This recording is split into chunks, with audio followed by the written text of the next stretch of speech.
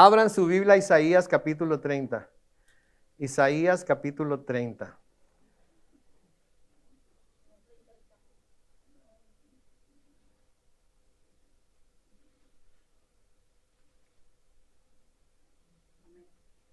¿Ya lo tenemos?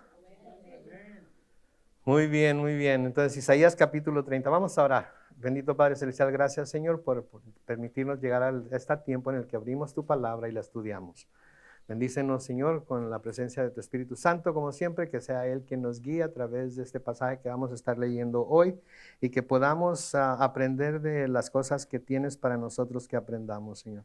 Nos encomendamos a tu mano de gracia porque sabemos que es solo por tu Espíritu que podemos entender estas cosas que a veces son tan profundas y difíciles para nosotros entender, pero nos ponemos en tus manos, Señor, para que tú nos guíes en todo ello. Así es que, Señor, hazlo como siempre lo has hecho y ayúdanos a salir de aquí más instruidos en lo que tu palabra tiene para nosotros que cuando llegamos. En el nombre glorioso de Cristo Jesús. Y todos decimos, muy bien, Isaías capítulo 30, entonces. Isaías capítulo 30. En los primeros 17 versículos de este capítulo, que fue lo que vimos la semana pasada, vimos la reprensión de parte de Dios hacia Judá y Jerusalén por una razón muy específica, una razón que claramente está escrita ahí, que claramente la podemos ver, y que a menudo también, así como Jerusalén y Judá fueron culpables de hacer esto, a menudo vimos que nosotros también podemos tener esa actitud hacia Dios. ¿Y qué era lo que estaban haciendo Judá y Jerusalén? Estaban considerando buscar apoyo y ayuda para poder enfrentar a sus enemigos en el faraón de Egipto.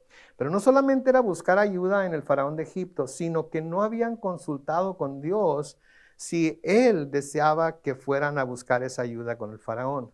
A veces el Señor nos permite que busquemos ayuda fuera de Él, pero tenemos que ir con Él para pedirle a Él su parecer acerca de si lo debemos hacer o no. No debemos tomar las cosas como que, ok, nosotros sabemos mejor que Dios lo que está pasando, sabemos mejor que Dios cómo enfrentarlo, qué es lo que tenemos que hacer y tomamos decisiones sin consultar con Dios. Y el cristiano, creo yo, que debe tener en mente que para cualquier cosa que quiera hacer tiene que pedirle, no quiero decir permiso, pero tiene que pedir la opinión de Dios. ¿Y cómo es que Dios nos da su opinión? Por medio de su palabra. Si tenemos aprendida la palabra, vamos a encontrar situaciones en todas las escrituras que podemos aplicar a todas las situaciones que podemos enfrentar en nuestra vida. Muchas veces la razón por la que no sabemos qué hacer o porque no sabemos cuál es el siguiente paso a dar es porque no tenemos todas las escrituras bien entendidas. Pero no hay una situación en nuestra vida terrenal que no pueda ser vista a la luz de lo que la palabra de Dios dice. Pareciera ser que no hay alguna enseñanza o alguna aplicación en la Biblia acerca de algunos de estos asuntos, pero cuando empezamos a ver más abajo que la superficie de lo que las escrituras dicen, podemos ver que no hay ninguna situación en la que Dios por medio de sus escrituras no nos pueda guiar. El Señor les deja saber que la ayuda de Egipto será inútil y va a ser una ayuda muy débil. Y les deja saber también que lo que deberían hacer es quedarse quietos y dejar que Dios peleara por ellos. Era el consejo de Dios, esténse quietos, yo voy a hacerlo, así como lo había hecho con Faraón cuando salieron de Egipto, así como lo había hecho en Jericó cuando les dijo que dieran vuelta a la ciudad y luego gritaran y los muros iban a caer. Yo voy a pelear por ustedes. Vemos a través de la historia que en diferentes etapas de la historia de Israel, Dios les decía, quédense quietos, yo voy a pelear por ustedes. O cuando los enviaba a pelear decía, yo los voy a entregar en su mano. Entonces, tenemos nosotros que buscar la forma en la que podemos obtener la dirección de Dios, ya sea a ir y pelear y esperar que Él entregue la situación en nuestras manos o simplemente quedarnos quietos y no hacer nada. Pero si ustedes como yo no sé quedarme quieto. Yo no sé quedarme quieto y esperar a que Dios haga lo que solamente Él puede hacer. Me desespero. Yo no sé ustedes, a lo mejor ustedes no son así, pero yo me desespero. Y a veces quiero tomar el toro por los cuernos, como quien dice, y termino peor, en un estado peor del que estaba, por no esperar que Dios haga lo que Él tiene que hacer.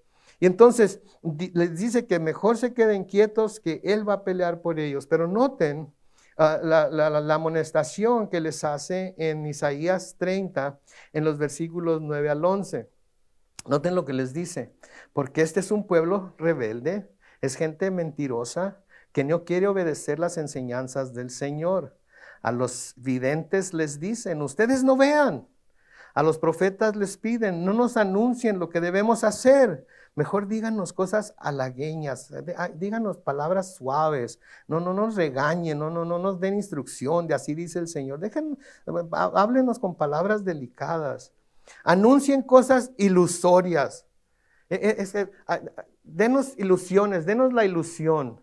Denos, denos palabras que nos hagan imaginarnos puras cosas bonitas, básicamente es lo que está diciendo. Y luego les dice en el versículo 11, háganse a un lado, apártense de nuestro camino, alejen de nuestra vista al Santo de Israel. Es lo que les estaban diciendo a los videntes, es lo que le estaban diciendo a sus profetas. Háganse a un lado, ¿sí? Apártense de nuestro camino, no nos estorben. Y luego lo peor de todo es que dicen, alejen de nuestra vista al Santo de Israel. Pónganse ustedes en el papel de Dios. Ok, nomás por un momento. Permítanse ponerse en el papel de Dios y escuchen esas palabras de parte del pueblo por el que tanto han hecho. ¿Cómo se sentirían? ¿Cómo se sentirían? Dirían, ay, mis hijos, mi pueblo, qué bonitos, qué bárbaro, qué chulos. Los halagarían, los elogiarían, hablarían bien de ellos. ¿Qué harían? Pónganse a pensar, tienen el poder para acabar con todos ellos o para ser misericordioso con ellos. Tienen el poder para hacer lo que quieran. Digo, pueden, ustedes todos, me imagino, veo aquí que todos han sido padres de familia, son padres de familia, quizás hasta abuelos ya. Cuando sus hijos tuvieron esa actitud con ustedes cuando estaban creciendo, ¿cómo lo miraban? ¿Cómo recibían esa actitud de parte de ellos? ¿Las alababan? No, había coraje, había enojo, había el deseo de disciplinar, había el deseo de corregir, porque ¿cómo es posible que alguien por el que yo he hecho toda la vida, ahora me esté respondiendo de esta manera? Sí, les he contado de mi mamá, de mi pobre madre, todo lo que sufrió conmigo cuando yo estaba en la edad de la rebeldía, y me acuerdo muy bien de una vez en la que llorando me decía, ¿qué hice, Carlos Manuel? ¿Qué hice? ¿Qué pude haber hecho? ¿Verdad? Y ahora me pongo a pensar en eso y me da tristeza porque mi madre no hizo nada para que yo pudiera decir, pues porque hiciste esto, porque tú practicaste esto, porque tú no hiciste aquello, hice lo que hice. No, ahora reconozco que hice lo que hice porque el pecado está en mi corazón. Y noten que no dije estaba, está en mi corazón. Y todas las cosas pecaminosas que hago, las hago y las pienso porque es lo que está ahí. Entonces mi mamá buscando la manera de entender cómo es que su hijo mayor, el mayor de los Alvarado, de toda la familia Alvarado, el que debería de haber sido el próximo pastor, ¿verdad? Ahora andaba en las andadas que andaba. ¿Qué hice? ¿Qué hice? ¿Verdad? Y me imagino yo que Dios también, después de ver lo que su pueblo estaba haciendo y la forma en la que lo estaban tratando, quizás decía, ¿qué les hice? ¿Verdad? Pero como pudimos ver, Él les dijo lo que les iba a pasar, exactamente lo que les iba a pasar si no cambiaban sus caminos. Y más adelante vamos a ver que eso fue exactamente lo que pasó. Pero aquí está lo curioso en el pasaje que vamos a ver hoy, que a pesar de que este fue el comportamiento de su pueblo hacia Él, en los versículos 18 al 26 vemos que Dios se va a compadecer de ellos y vamos a ver que iba a llegar el día en el que ellos serían bendecidos por Dios, tanto después de su cautiverio, después de que hubieran sido llevados a Siria, después de que hubieran sido llevados a Babilonia, pero no solamente eso, sino en los tiempos finales también. Y esto es lo que nos ayuda a ver en realidad lo grande de la misericordia y la gracia de Dios. Digo, de nuevo, pónganse a pensar en su pueblo y todo lo que hizo. Pónganse a pensar en lo que acabamos de leer en los versículos 9 al 11, que este pueblo rebelde y esta gente mentirosa que no quería obedecer la enseñanza del Señor, les decía a aquellos que Dios les enviaba para darles mensajes en cuanto a lo que iba a pasar. Los hacían a un lado, no querían saber y hasta decían, ahí en la última parte del versículo 11, alejen de nuestra vista al Santo de Israel. No queremos saber nada de Dios. ¿Alguna vez dijo usted eso? No quiero saber nada de Dios. Sí, me acuerdo de un tío mío que cuando mi nana le hablaba del Señor, no quiero saber nada de tu Dios. Y yo nunca lo dije con mis palabras, pero mi actitud sí decía que no quería saber nada de Dios. Y aunque no lo hayamos dicho con nuestras palabras, nuestras actitudes a menudo eso es lo que están diciendo. Porque si sabemos claramente lo que Dios quiere que hagamos y no decidimos no hacerlo, entonces estamos diciendo, como los hijos, como el pueblo de Israel, alejen de nuestra vista al Santo de Israel. Porque Él nos está diciendo algo, pero nosotros queremos hacer lo contrario. Quizás de nuevo no lo digamos con nuestros labios, pero sí lo estamos diciendo con nuestra actitud. Entonces, de nuevo, los versículos 18 al 26, vamos a ver que Dios se va a compadecer de ellos y que iba a llegar el día en el que ellos serían bendecidos por Dios, tanto después de su cautiverio como en los tiempos finales. Noten el versículo 18. Por lo tanto, el Señor esperará un poco y tendrá piedad de ustedes. Y por eso será exaltado por la misericordia que tendrá de ustedes. Ciertamente el Señor es un Dios justo. Dichosos todos los que confían en Él. Dichosos todos los que confían en Él. Y aquí vemos una combinación del carácter piadoso o santo de Dios y su carácter misericordioso también. ¿Sí? Su carácter piadoso o santo de Dios y su carácter misericordioso también. Vemos aquí estos dos caracteres o caracteres de Dios que interactúan el uno con el otro, con su justicia y con el hecho de que Él por esa justicia será exaltado. Ahora, esto es algo que quiero que pensemos mucho en ello, que es más, cuando se vaya a su casa hoy, piensen en esto. A menudo cuando pensamos en que Dios es justo, lo que vemos desde el lado lo que vemos es que por ser un Dios santo, tiene que emitir justicia sobre los pecadores. Tiene que hacer derramar su justicia sobre los pecadores. ¿Sí? Cuando decimos Dios es justo, Dios es santo, inmediatamente viene a nuestra mente que el castigo, ¿verdad?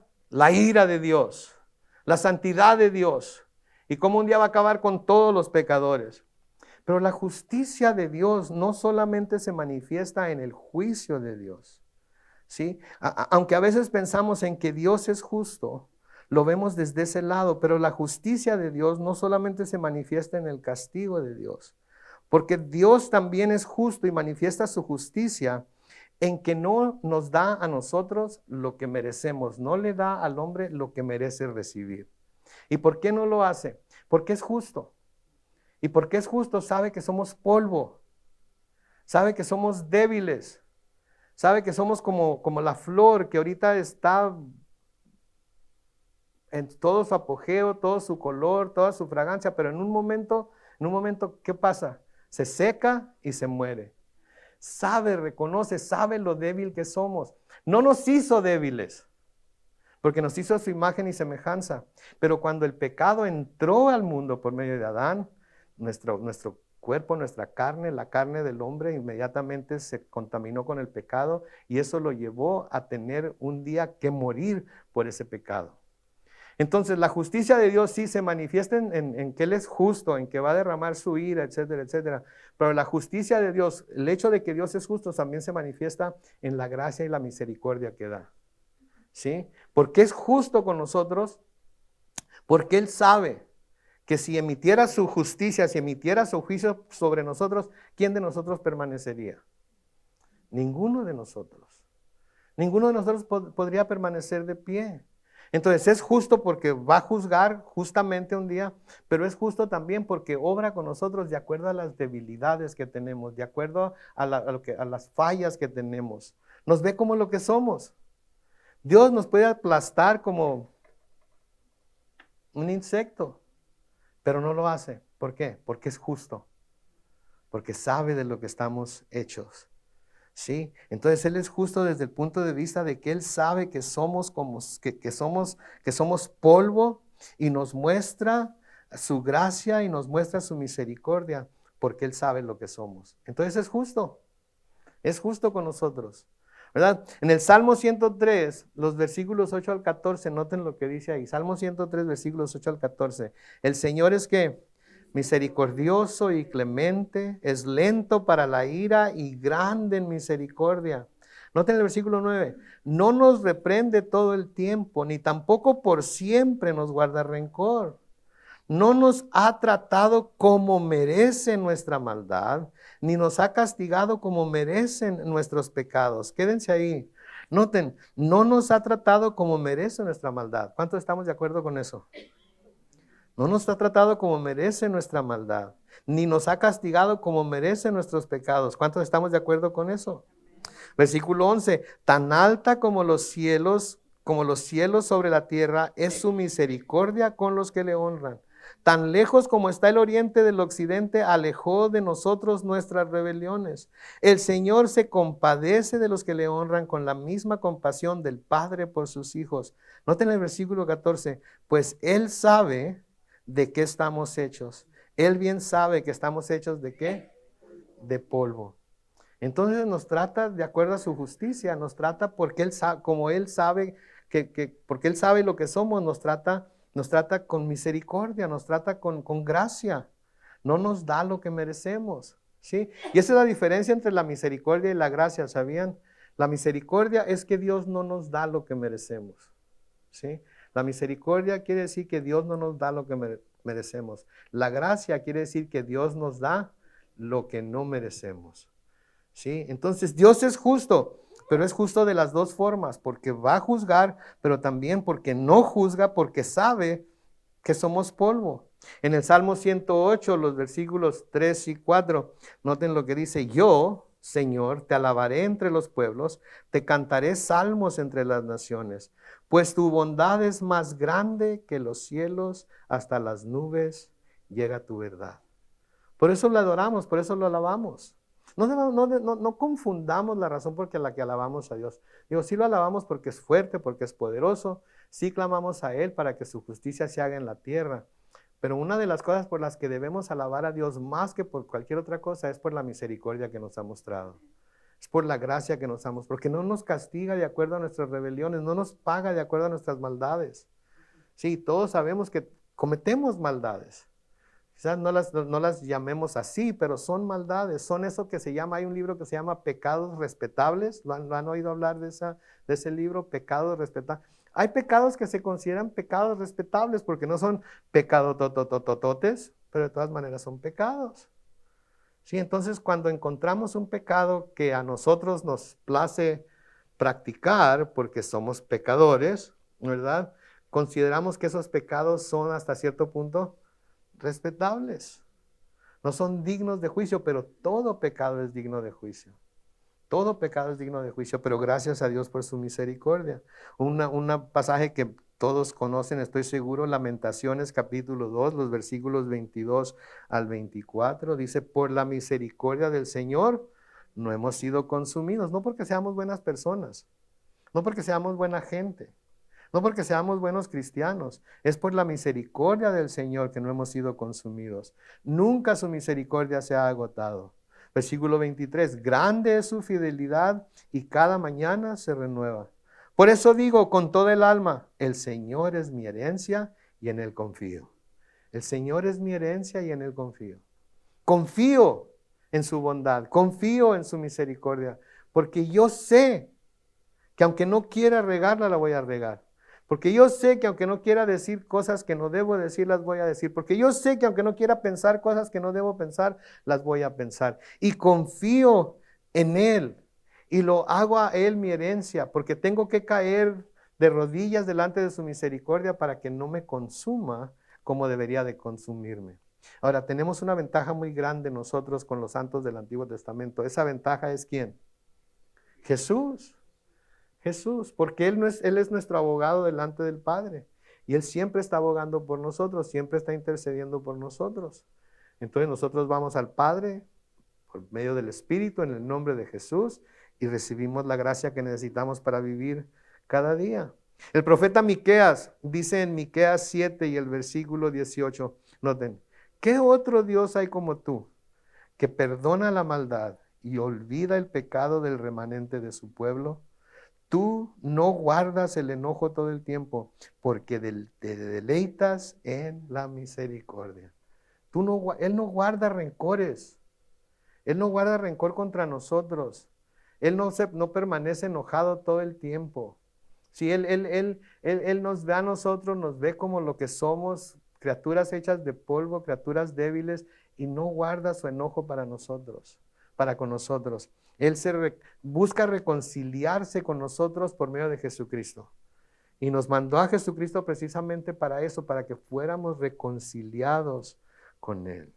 Anoten el versículo 19 de Isaías 30. Ustedes, los que habitan en el monte Sión, ya sabemos que el monte Sión es el monte donde está Jerusalén. En Jerusalén nunca más volverán a llorar, porque el Dios misericordioso se apiadará de ustedes y le responderá cuando oiga la voz de su clamor. Noten por favor, aquí tenemos dos cumplimientos que se van a dar a esto que se está diciendo aquí por medio de Isaías. Obviamente el primer cumplimiento es cuando el pueblo de Israel, el pueblo de Judá, el pueblo de Jerusalén se ha vuelto a su tierra después del cautiverio de 70 años en Babilonia.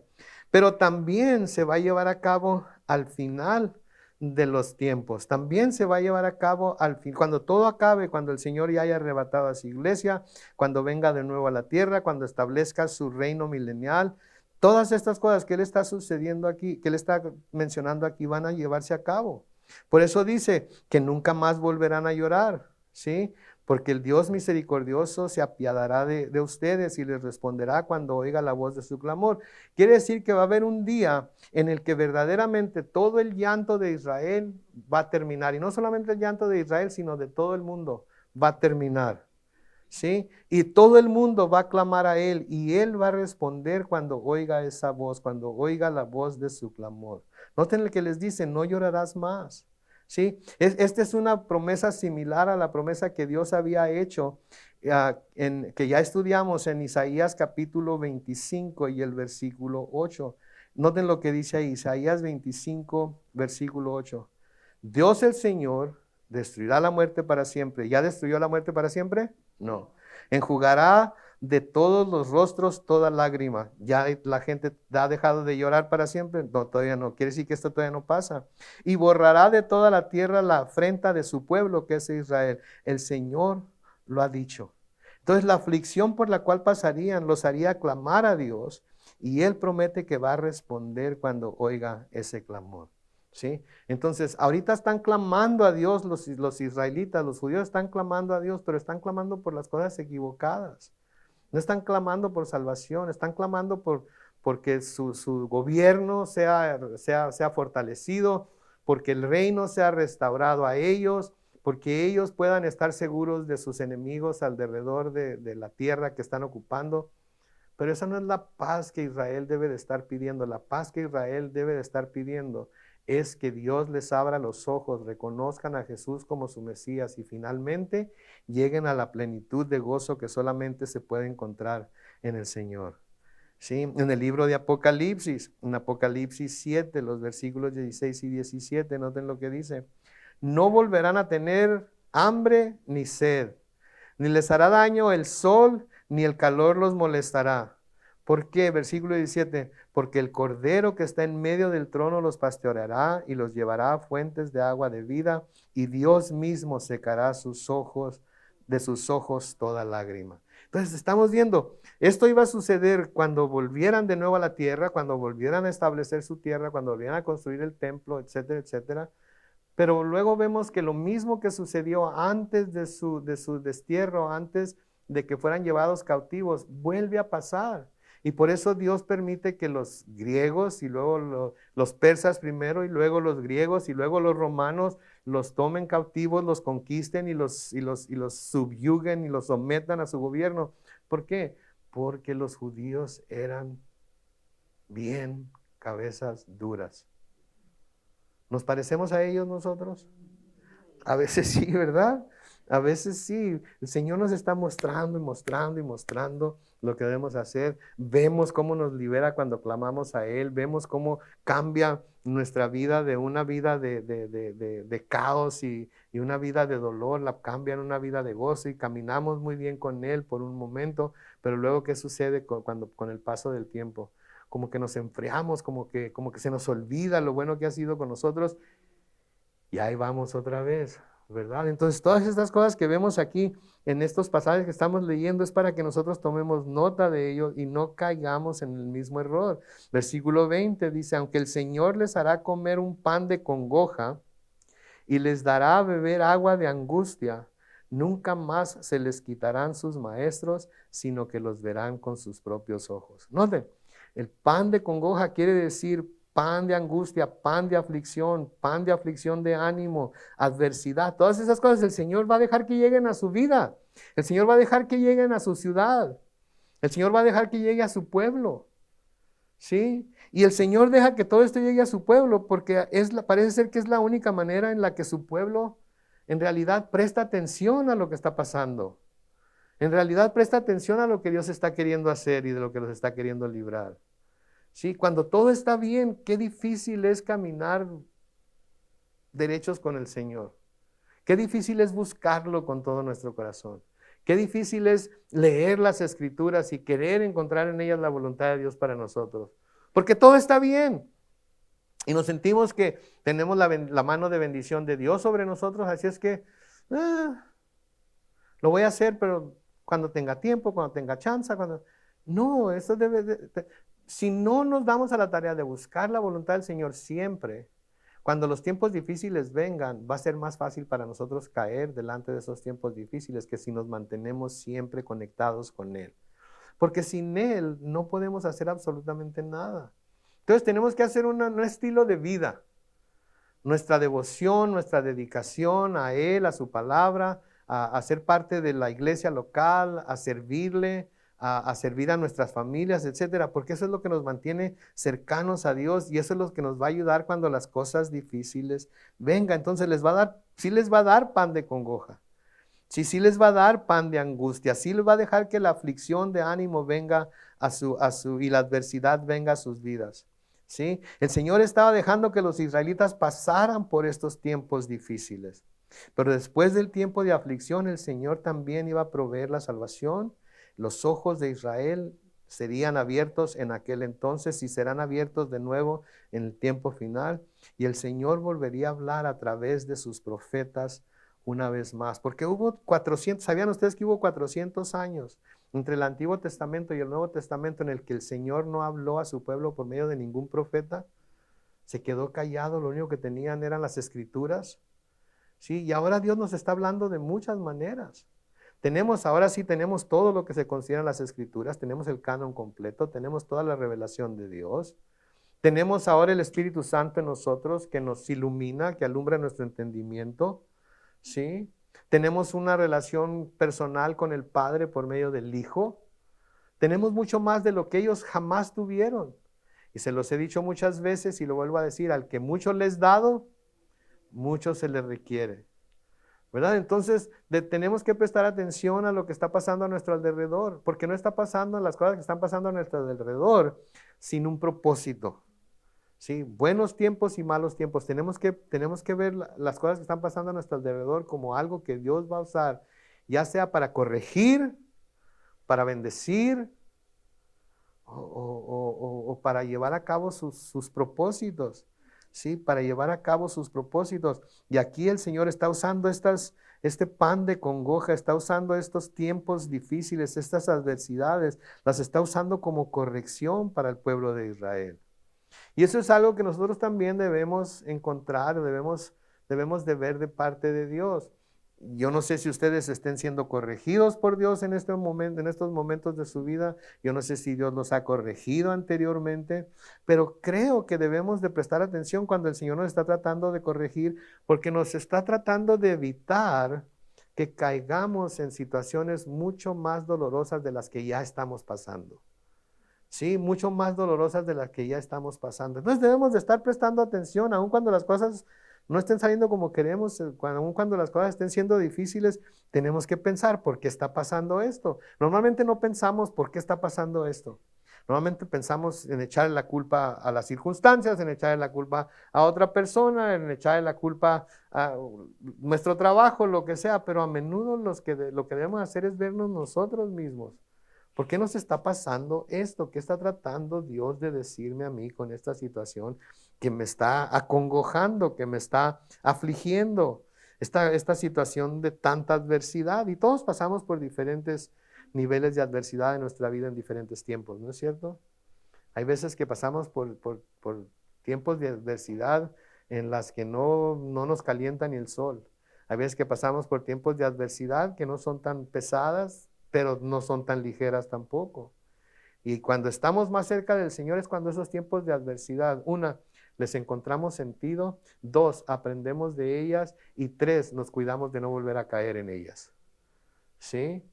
Porque en el Señor, aún en esos momentos de adversidad, le encontramos el sentido. Muchas veces, a mí me ha pasado muchas veces que reflexiono en algo que ha pasado en mi vida anteriormente y veo los resultados de ello y digo, por eso sucedió. Por eso pasó. Eso es lo que Dios me estaba tratando de decir. Ahí es a donde Dios me estaba tratando de llevar. Y me doy cuenta de que si no hubiera sido por esa situación que pasé, no hubiera llegado a la conclusión que ahora he llegado. Entonces, tenemos que ver la disciplina de nuestro Señor Jesucristo como de nuestro Señor, de nuestro Dios, como una bendición y no como una maldición. Pero lo que pasa es que como cuando éramos niños, cuando éramos jóvenes, la corrección nunca la vimos como una bendición. Siempre la veíamos y a veces la vemos como una maldición, como un regaño, como un castigo. Y pudiera ser que así es, pero tenemos que determinar que el Señor nos corrige porque nos ama, nos reprende porque quiere que corrijamos nuestro camino para que no suframos cosas más adelante que no teníamos por qué sufrir. En Proverbios capítulo 3, los versículos 11 y 12, noten lo que dice ahí: hijo mío, no desdeñes la corrección del Señor. No te sientas mal cuando te reprenda. El Señor corrige al que ¿qué? Al que ama, como lo hace el Padre con su Hijo amado. Esto es citado también en el Nuevo Testamento, en Hebreos capítulo 12, los versículos 5 y 6. Noten, y ya han olvidado la exhortación que como hijos se les dirige. Hijo mío, no menosprecies la disciplina del Señor, ni te desanimes cuando te reprenda, porque el Señor disciplina al que ama y azota a todo el que recibe como hijo. Noten que dice, no te desanimes cuando te reprenda. ¿Por qué tenemos la tendencia a desanimarnos? Tenemos la tendencia a perder el ánimo. Si Dios nos está reprendiendo, a veces hasta lo juzgamos de injusto, ¿verdad? Somos como Ezequías, cuando le dijo el Señor a Ezequías que preparara sus maletas porque ya se iba a ir al cielo, ¿verdad? ¿Se acuerdan de Ezequías cómo empezó a quejarse? Señor, pero si yo soy el único y estoy aquí, mira cómo sufro y mira esto y mira esto. A veces tenemos la tendencia a portarnos como Ezequías. Pasa algo y Señor, ¿por qué a mí? Señor, ¿por qué yo? Señor, ¿por qué ahora? Pues hay que examinarnos, hay que ver qué es lo que está pasando, ¿verdad? Porque a veces la solución está en nuestras manos, pero no queremos entender, no queremos verlo como Dios lo está presentando, lo queremos ver con nuestros propios ojos, lo queremos ver con nuestro propio entendimiento y no verlo como lo que Dios está haciendo. Es más, el Señor Jesucristo mencionó algo acerca de esto en Juan capítulo 15, los versículos 1 y 2. Juan capítulo 15, los versículos 1 y 2 dice: yo soy la vid verdadera y mi Padre es que el labrador. Todo pámpano que en la rama que en mí no lleva fruto, ¿qué hace? La quitará. Y todo aquel que lleva fruto, ¿qué hace? Lo limpiará para que lleve más fruto. Lo va a podar, le va a quitar el exceso de hojas, lo va a limpiar, lo va a lavar. ¿Qué creen ustedes que si sintiera una parra, si tuviera sentimiento físico, cuando el Señor toma las tijeras y le poda un tronco, ahí un pedazo de tronco, ¿qué creen que sentiría la parra cuando está podando la vid? ¿Ustedes creen que sentiría dolor? Así, a veces así también a nosotros. Sí, me acuerdo que miré una pintura en el Museo de Arte de aquí de San Diego. No me acuerdo quién era el pintor, pero era una pintura de un árbol. Y eran dos manos que venían como del cielo, y una de las manos tenía un bisturí. Y la persona que tenía el bisturí le estaba cortando ramas al árbol. Estaba cortando ramas al árbol. Y este pasaje vino a mi mente cuando lo vi. Porque a veces el Señor está cortándonos cosas que nos estorban. Pero ¿cómo nos encantan esas cosas? Sentimos que si las dejamos, sentimos que si las corta, se va a acabar la razón para vivir, se va a acabar el significado de nuestra vida. Y no es así, mis hermanos. A veces Él corta esas cosas para que nuestra vida dé más fruto todavía. ¿Sí? Y el quitar esas cosas no quiere decir que las va a quitar del todo. Quiere decir que está quitando una parte por ahorita porque ahorita no conviene. Sí, ahorita no conviene. Entonces debemos de ver las cosas desde el punto de vista del labrador. Sí, que él quiere que todo pámpano lleve fruto. Sí, y el pámpano que no lleva fruto lo va a quitar, pero el que lleva fruto lo va a limpiar para que lleve más fruto todavía. Y eso es lo que debemos buscar en nuestra vida, que nuestra vida esté llevando fruto y más fruto. Pero ¿saben cuál es el problema? En que no nos fijamos lo suficientemente bien de nuestra propia vida, nos estamos fijando más en los frutos que produce ¿quién? Los demás. Nos convertimos en inspectores de frutos, pero los frutos que están produciendo los demás y no los frutos de nuestra propia vida. Entonces tenemos que no ser inspectores de frutos, sino producir fruto. Y a veces para poder producir fruto el Señor va a tener que tomar cuentas en el asunto. Versículo 21 de Isaías 30 dice: entonces oirán ustedes decir a sus espaldas estas palabras: este es el camino, vayan por él, no se desvíen a la derecha ni a la izquierda. De nuevo, una vez que Dios comience a hablarles por medio de los profetas una vez más, ellos van a poder oír sus palabras y van a poder mantenerse en los caminos señalados por Dios en lugar de apartarse de ellos. El pueblo había estado viviendo de tal manera que era ajeno, ¿sí?, a sus maestros espirituales, pero ahora, en el tiempo del que se está hablando aquí, serían enseñados por el Espíritu del Dios viviente y podrían escuchar con claridad la voz de Dios. Versículo 22, entonces rasparán la cubierta de sus esculturas de plata y las vestiduras de sus imágenes de oro fundido, las harán a un lado como a un trapo asqueroso y dirán: fuera de aquí. Curiosamente, rasparán, la palabra rasparán se traduce en la Reina Valera 60 como profanarán. Se traduce como profanarán y significa que destruirían las imágenes de plata y oro a las que se habían dado a rendirles adoración. El trapo asqueroso aquí se refiere a algo manchado, ¿sí?, algo ensangrentado. Y presenta la idea de que se va a deshacer el pueblo de ese trapo. La idea es que se dieron cuenta de lo despreciable que era lo que estaban haciendo y se deshicieron de todo ello para comenzar a honrar a Dios. Y a veces es algo que nosotros tenemos que tomar la decisión de hacer. Ok, todo lo que me está estorbando, todo lo que está evitando que yo me acerque a Dios como Él quiere que me acerque a Él, todo lo que me está evitando por seguir lo que su palabra me dice, todo lo que me está estorbando para hacer su voluntad, lo voy a hacer a un lado en mi vida. Lo voy a hacer a un lado para que no haya ningún estorbo entre Él y yo. Y las promesas de Dios, una vez que eso se hace, se empiezan a cumplir de nuevo. ¿Sí?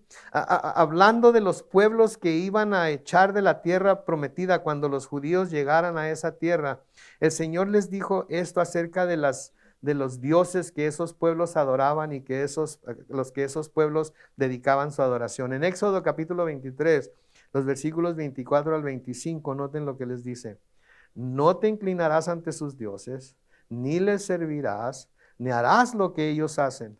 Al contrario, los destruirás por completo y harás pedazos todas sus estatuas. Versículo 25, pero me servirán a mí, el Señor su Dios. Noten, y yo bendeciré su pan y sus aguas y quitaré de en medio de ti toda enfermedad. Eso era lo que Dios les había mandado, eso era lo que Dios quería. ¿Y qué fue lo que hicieron una vez que entraron a la tierra prometida? Empezaron a tomar estos dioses, empezaron a adorarlos, empezaron a rendirles tributo, empezaron a sacrificar sus hijos delante de ellos. Y obviamente que Dios iba a cumplir con la corrección que dijo de lo que los iba a hacer, que los iba a hacer objeto. Pero noten, las promesas que les hace para cuando vuelvan de su cautiverio a su tierra, una vez más, cuando haya terminado el tiempo de disciplina, noten lo que les dice que va a hacer en el versículo 23. Cuando siembres la tierra, el Señor enviará lluvia sobre tu siembra y del fruto de la tierra te dará abundante comida. Entonces tus ganados pastarán en terrenos espaciosos. Tus bueyes y tus asnos con los que labras la tierra comerán grano limpio, sacudido con pala y criba. Ahora cuando dice grano limpio, sacudido con pala y criba, está aquí hablando de algo que sucedía en la agricultura, ¿verdad? Cuando se tomaban las espigas de trigo, se agarraban con una pala y se aventaban al viento, el viento se llevaba la hojarasca y caía el grano de trigo.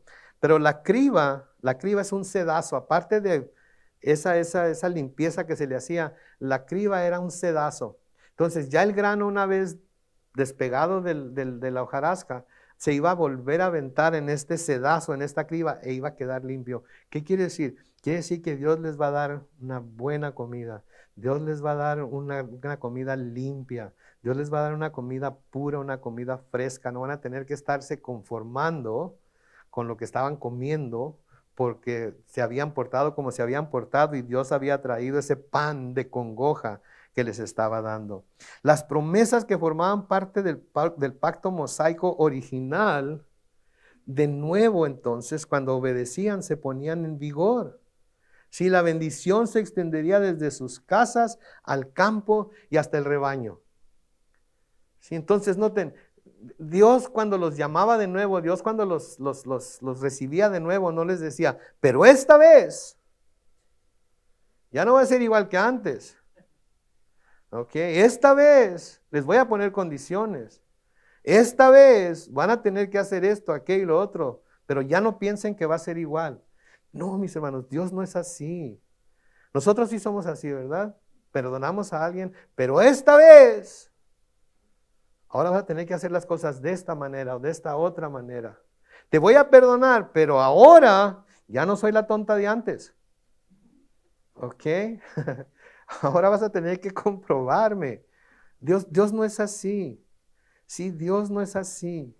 Cuando el tiempo de disciplina terminara, las promesas que les hace cuando vuelvan de su cautiverio son las mismas promesas que había hecho cuando hizo el pacto original con Moisés. Noten el pacto que hizo en Deuteronomio capítulo 28. Deuteronomio capítulo 28, versículos 9 al 14. Noten lo que dice: el Señor te confirmará como su pueblo santo, tal y como te lo ha jurado, siempre y cuando cumplas los mandamientos del Señor tu Dios y sigas sus caminos. Todos los pueblos de la tierra verán que el nombre del Señor es invocado sobre ti y te temerán. En el país que el Señor juró a tus padres que te daría, el Señor hará que sobreabundes en bienes y en el fruto de tu vientre y en el fruto de tus animales y en el fruto de tu tierra. Versículo 12. El Señor te abrirá su tesoro de bondad, que es el cielo, y en su tiempo te enviará la lluvia a tu tierra y bendecirá todo lo que hagas con tus manos. Harás préstamos a muchas naciones, pero tú no pedirás prestado nada. El Señor te pondrá por cabeza, no por cola. Estarás por encima de todo, nunca por debajo, siempre y cuando obedezcas y cumplas los mandamientos del Señor tu Dios que hoy te ordeno cumplir. Y siempre y cuando no te apartes ni a diestra ni a siniestra de todas las palabras que hoy te mando cumplir, ni vayas en pos de dioses ajenos y les sirvas. ¿Ok? Entonces, ¿fueron en pos de dioses ajenos y les sirvieron? Sí. Pero cuando clamaban a Dios, Dios los oía, Dios los volvía a traer a la tierra y Dios les cumplía las promesas, escuchen esto, como si nunca lo hubieran dejado. No les ponía condiciones, no les decía, pero ahora van a tener que portar, ahora van a tener que hacer, ahora ya no me van a hacer tonto, ahora. Simplemente les restauraba las promesas y todo lo que les había prometido. ¿Sí? Simplemente les daba de nuevo todo lo que les había dicho que les iba a dar si son obedientes. Y porque se volvían a Él cumplía con su promesa tal y como le había dado. ¿Sí? Él cumplía. Y esa es una de las cosas que también nos muestran la misericordia de Dios. Porque a veces creemos que Dios es como nosotros. No, yo ya no puedo ir con Dios a pedirle, yo ya no puedo ir con Dios a decirle, yo ya no puedo ir con Dios, porque después de lo que hice, ¿cómo me va a recibir? Después de lo que pensé, después de lo que dije, ¿cómo va a darme lo que le estoy pidiendo?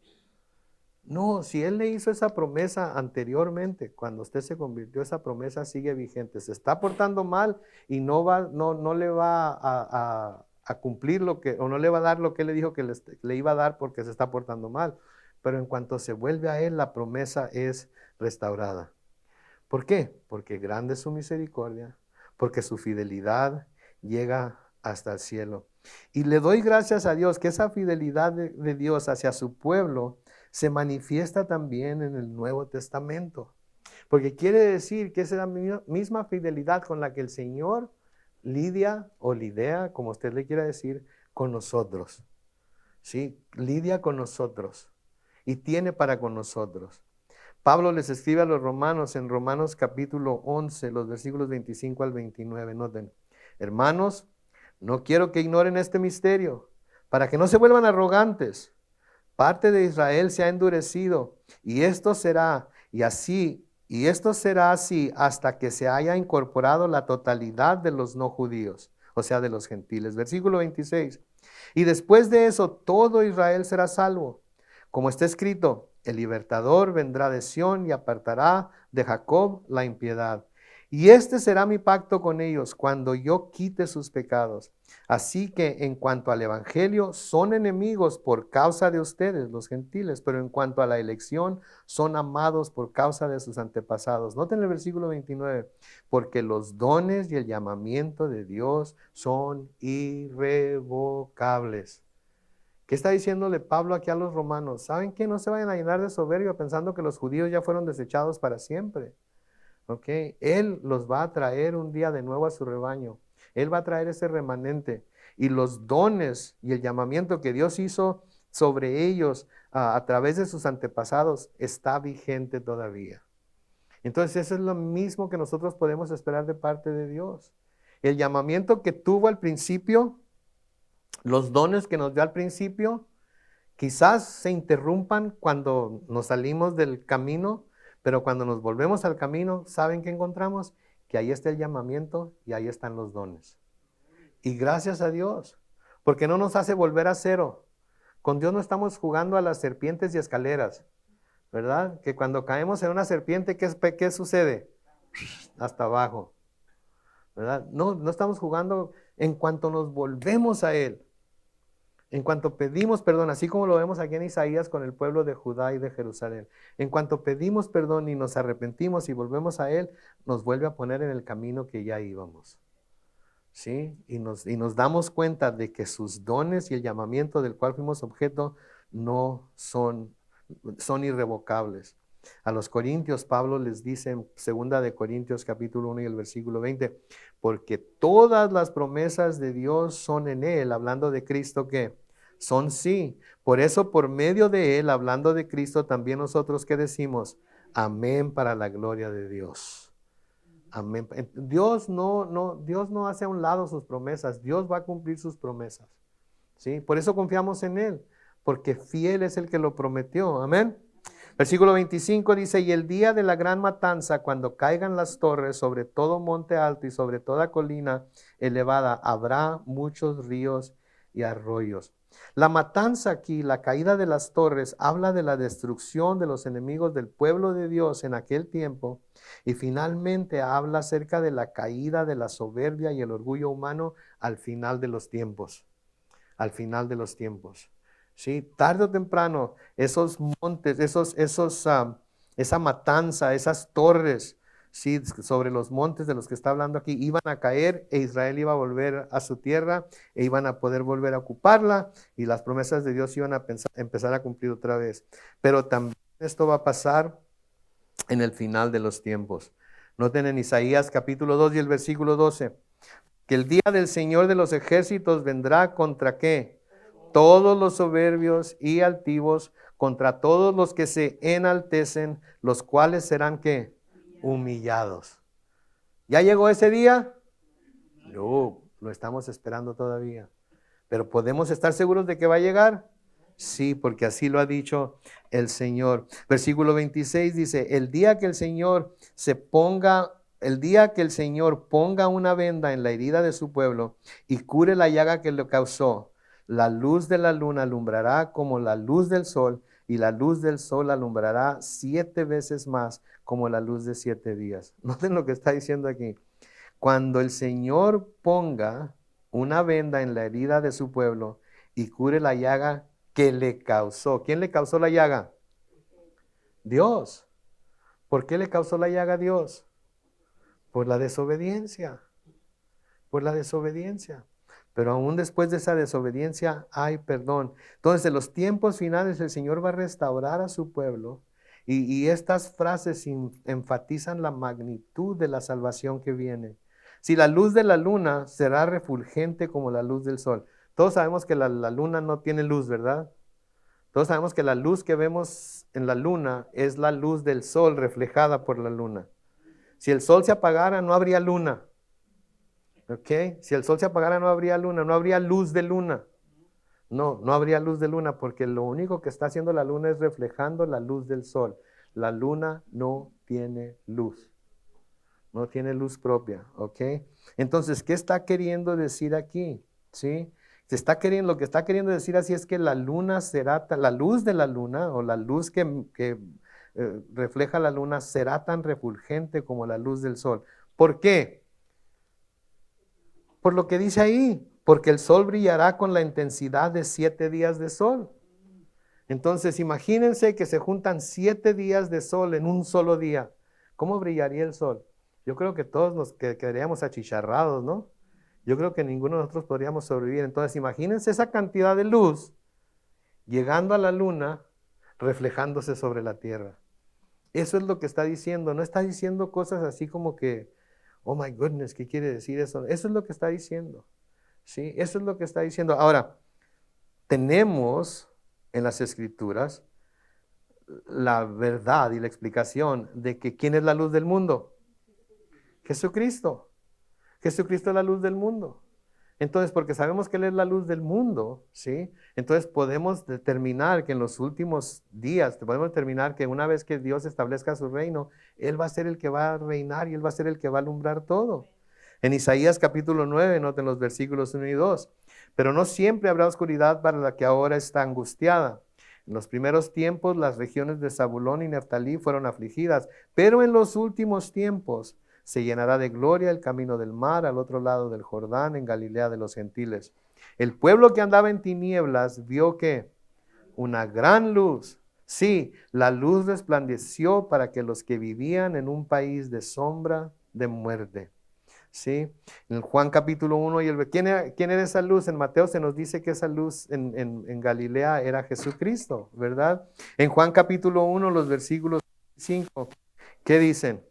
En ella, la palabra, que es la palabra o el verbo en la Reina Valera 60, estaba la vida. Y la vida era que la luz de la humanidad. La luz resplandece en las tinieblas y las tinieblas no prevalecieron contra ella. Quiere decir que las tinieblas no pudieron con el Señor Jesucristo. Y la luz del Señor Jesucristo sigue brillando todavía. Amén. Ahora, por último, hablando de la Nueva Jerusalén, que va a ser establecida en el cielo por el Señor un día. Hablando de esa Nueva Jerusalén, noten lo que dice en Apocalipsis 21, versículos 23 al 25. Apocalipsis 21, 23 al 25. La ciudad no tiene necesidad de que el sol y la luna brillen en ella. ¿Por qué? Porque la ilumina la gloria de Dios y el Cordero es su lumbrera. ¿Quién es el Cordero? Jesús. Versículo 24. Las naciones caminarán a la luz de ella y los reyes de la tierra traerán a ella sus riquezas y su honra. Sus puertas jamás serán cerradas de día y en ella, noten esto, no habrá noche. ¿Por qué? Porque Dios está ahí, porque Jesús está ahí, porque Dios es la luz de esa nueva ciudad y Dios será la luz del mundo. Ahora sí, ya no va a haber tinieblas. Pónganse a pensar en eso, ya no va a haber tinieblas, ya no va a haber noche. La luz del Señor va a brillar intensamente y todos los que estemos ahí vamos a poder encontrar nuestro camino, ninguno se va a perder. Entonces, con todo y lo que Israel hizo para hacer que el Señor hiciera o dejara caer su enojo sobre ellos, noten también cuán misericordioso fue el Señor para con ellos. ¿Sí? ¿Por qué? Porque su coraje no fue para siempre, su ira contra ellos no fue para siempre. Cometieron los graves crímenes que cometieron contra Dios. Sí, Dios los reprendió por ello, pero luego les ofreció misericordia, gracia y perdón. Y sus promesas siguieron vigentes y cumpliéndose en ellos. Es lo mismo que tenemos nosotros ahora. Es lo mismo que tenemos nosotros ahora. ¿Sí? Sí, a veces tiene que corregirnos. Sí, a veces tiene que arrimarnos tierrita, como decía mi papá. Sí, pero una vez que termina la corrección, las promesas de Dios siguen vigentes. Las promesas de Dios siguen fieles. Fiel es el que lo prometió. Y aquel que comenzó la buena obra en nosotros será fiel en qué? En terminarla, ¿verdad? Y por ello le damos gloria, honra, alabanza a Dios por los siglos de los siglos. Y la iglesia dice, oremos. Padre Celestial, te damos gracias por tu palabra, Señor, y una vez más te damos gracias por lo que en este pasaje que hemos estado estudiando nos revela acerca de tu naturaleza tan misericordiosa, Señor, tan llena de gracia, tan dispuesto para perdonar, Señor. Padre Santo, perdónanos si alguna vez hemos pensado que de alguna manera tu gracia no es suficiente para cubrir todo pecado que podamos cometer, Señor. Perdónanos si a veces dudamos de tu misericordia, pensando que las dificultades por las que estamos pasando son señal de tu ira y no señal de tu amor por medio del cual nos quieres corregir, Señor. Ayúdanos a ver con claridad las cosas que quieres que veamos. Ayúdanos a recibir tu corrección, Señor, con gozo, sabiendo que tú al que amas disciplinas y sabiendo que la disciplina que nos impones, Señor, es simplemente porque no quieres que pasemos por cosas más difíciles de las que hayamos pasado. Así es que nos encomendamos a ti, oh Dios. Pedimos que sigas abriendo nuestros ojos, abriendo nuestro entendimiento, alumbrando nuestro camino con tu palabra, Señor, y ayudándonos a caminar contigo, lo más cerca que podamos siempre, para la honra y gloria de tu nombre. Bendice a tu pueblo, Señor, hoy y siempre, en el nombre glorioso de Cristo Jesús. Y la iglesia dice, amén y amén.